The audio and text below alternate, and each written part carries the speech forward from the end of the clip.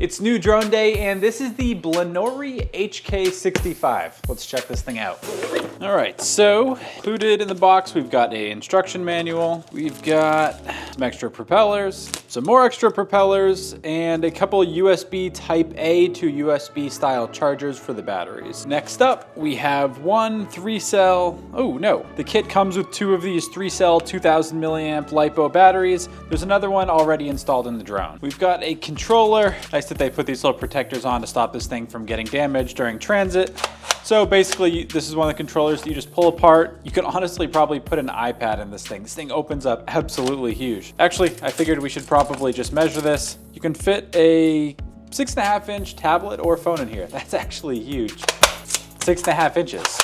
Not bad. On the front of the controller here, you have a return to home button that also somehow functioned as a speed button. You must have to hold it once or twice to get it to change modes. Power button. This camera does rotate 90 degrees up and down, so these buttons here will let you tilt the camera up or down. This is most likely a GPS calibration button, and then you have a take picture and start recording button on the left side here. Quality feels not horrible. Probably average, $75 drone controller. Oh, nice. You don't need batteries for this thing. Most of these drones require batteries. This one you can just plug in with one of these USB-C cables. That's why they give you two of these. Ah, that's nice. I figured it was just so you could charge two batteries at a time, but actually one of these is for the transmitter, so you can just plug it in here and it will charge this, and then another one for the batteries. So that's a nice touch. And then we've got the Blinory drone. Let's open this guy up. Sounds very mechanical when it opens up. Nice. Okay, this is a really good sign of a good quality drone. These slots here are for micro SD cards. You have probably heard me ramble on about this in the past, but most cheap drones that are like $50, $60 or so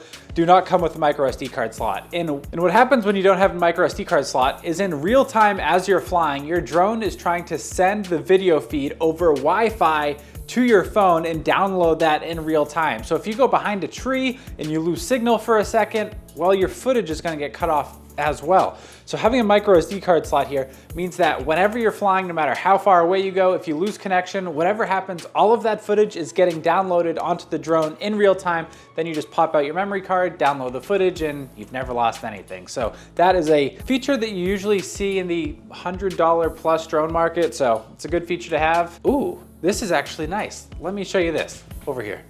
One sec. So this, actually, let's get the peel out of the way real quick. This is not a gimbal, but what it does have is a shock absorber system built into it. So as the drone shakes, this little shock absorber is gonna take out a lot of those vibrations, giving you much better looking footage. That's a really nice touch. Also, in case you're wondering, this drone camera does shoot in 2K, so it's a pretty high resolution. Also, what do you guys think about this color scheme? I pretty much only ever have black drones. Most manufacturers, for whatever reason, do not make drones in white. So it's kind of cool to have one that looks a little bit different. Also, this is a little bit different here. Most drones in this price range, the button to turn them on is usually on top of the actual drone. On these drones, the option to turn the drone on is actually built into the battery, like on a DJI or a more expensive drone. So that's kind of cool. All right, let's see if this stuff has enough battery to turn it on, and just make sure it works before we go charge everything up. When you're ready to start using this drone, on page 2 of the instruction manual, there's a QR code that you can scan to download the app. And that app, just in case the QR code doesn't work for you, is called HK55 Drone Go. So we'll get this downloaded. This app's gonna ask you for permission to download stuff to your photos and stuff. You're gonna have to do that in order for you to actually use the app. Ugh, that's a bummer. You have to create an account to use the app. Oh, there's an X mark here. Okay, maybe you don't. I don't know if it locks some features behind having the account, but you can click the X in the top left-hand corner, and it did bypass that. So to get this drone up and flying, first thing we need to do, hold the power button until it beeps. Take one of the batteries. After you've fully charged them, of course, I'm just throwing this in now so that we can make sure this thing works. Clip the battery in. It's funny, the batteries are actually black. I think that they sell a white and a black version of this drone, and they just give you the black batteries with the white drone. So come on, it would be nice if that was all white. Next up, we hold the power button. Making a bunch of sounds. It does transfer the video feed over your phone via Wi-Fi, so open up the Wi-Fi networks on your phone, and you should see a network called HK55 drone with a bunch of random letters and numbers after it. Once you're connected to that, Go back to the app, then we should just have to hit play, allow permission again. All right, it took me 2 tries for whatever reason to get it to work this time, but it's asking for us to calibrate the GPS. So we're gonna do that here. Rotate the drone a couple times to calibrate the compass. There we go. Now we point it at the ground and we do it one more time just like so. All right, there we go. And as you can see, the camera feed is already up and working here. It actually looks pretty good. It says GPS signal's weak. That's obvious because we're in the garage right now. If you open up the settings option here, you can also change it from feet to metric. So we're good. We're American, so we're doing feet. You can see all of these different options here that the drone offers, from GPS follow mode, route planning, fly around, VR mode, zoom, some different filters, music, and gesture controls as well. And it does show us here in the top right-hand corner that there's no micro SD card in. You're definitely gonna wanna grab one if you don't have one already. A couple other things here, if you're flying and you need to get the drone back to you, you can always hit this little option here and it will make you slide this bar from left to right to make it return to home. And this is what the controller looks like with an iPhone 10 in it.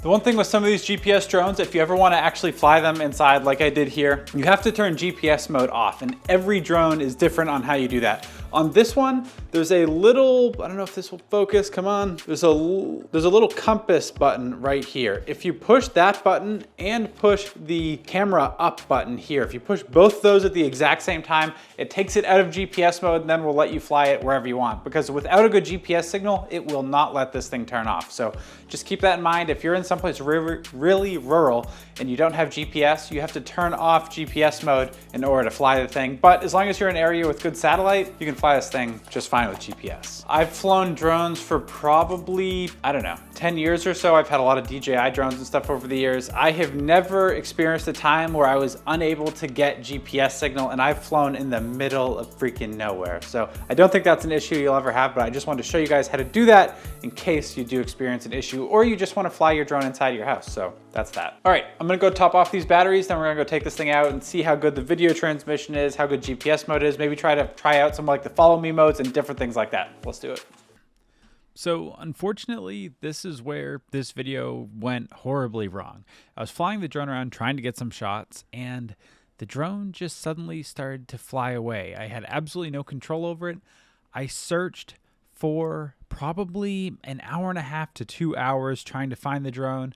I lost a memory card that was worth like $85 inside of this drone when this happened, and this was really unfortunate. Unfortunately, I have no footage of the drone flying away. Right once you see this footage cut here, I lost everything after this point. So the drone is gone.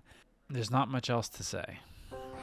Switching over to my phone because my other camera is way too heavy to be walking around here, and it's also, the lens is just not good for this stuff. I've been out here for maybe 45 minutes or so looking for this thing, and it is absolutely nowhere to be found. What sucks is I have a 128 gig micro SD card in there. That thing's gone unless I can find it here. I know the path it was going and roughly how high it was, but I'll tell you what, if that thing maintained that trajectory, that thing could be 100 yards that way, and I'd have no way of telling.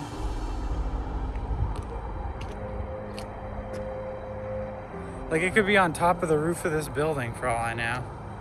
I'm gonna give it a little bit more looking into, see if I can find it. But I'll tell you what, I think that drone and that SD card are part of nature, which sucks. I hate leaving trash like that out in the world.